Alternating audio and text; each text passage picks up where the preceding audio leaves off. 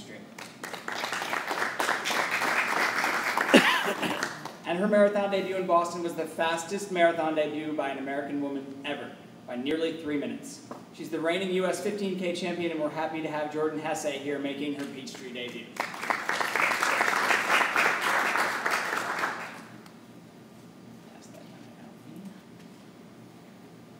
Alfie, I'm going to start with you. You've been a U.S. citizen for just over a year now. What does it mean to have that American flag draped around your shoulders? It's happened twice. It happened a couple of times last year. Has that worn off? Is that still really exciting for you? I don't think we'll ever wear off.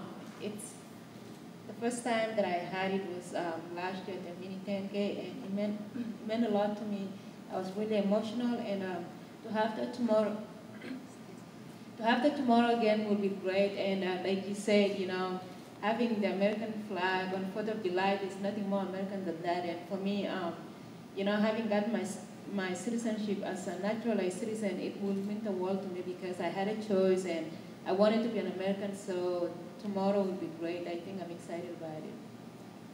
Neely, you were top American here last year in your Peachtree debut. I know you just started a marathon cycle. I saw your video on Twitter yesterday, looking very strong. How does this Road 10K play into the early build-up for 26.2? Well, first off, I had a great time last year, and so I wanted to come back again this year.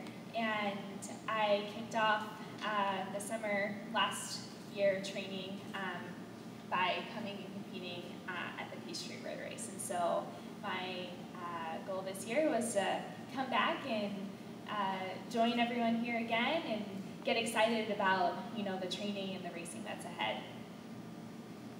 Jordan, the Boston performance made history. You haven't raced much since, won 5K on the track. How's the recovery been, and is this the beginning of a new racing season for you?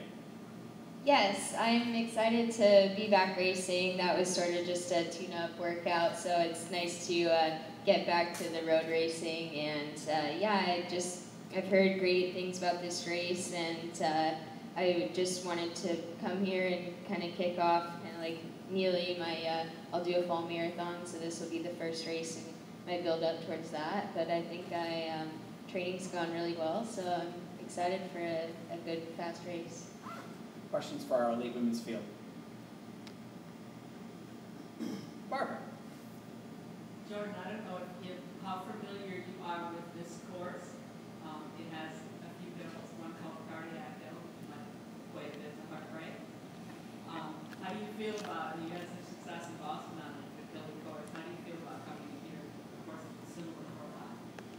Yes, I'm very excited about the course. Yeah, I think it's very similar to Boston. I mean, it's only 10K, but kind of gradual downhill, and then you hit the uphills. So you got to be pretty conservative the first part, and then I think I'm a good uphill runner, so I think that's to my advantage late in the race.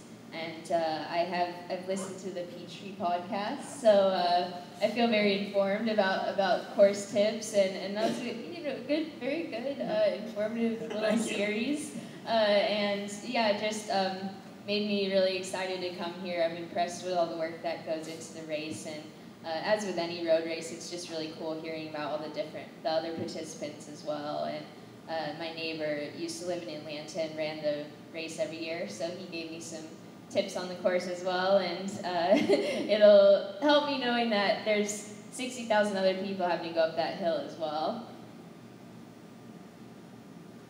Any other questions? I'll go back to Barbara. Neely, you're one of the few athletes here who isn't making her Peachtree debut.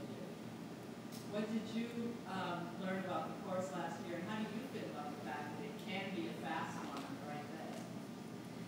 Absolutely. I think familiarity with the course is always beneficial for any athlete, and I find that I definitely like to know the course. I definitely research races. If I haven't run the course before, I will watch videos or listen to podcasts or whatever to get that information. So I think that's really beneficial, is having run it last year.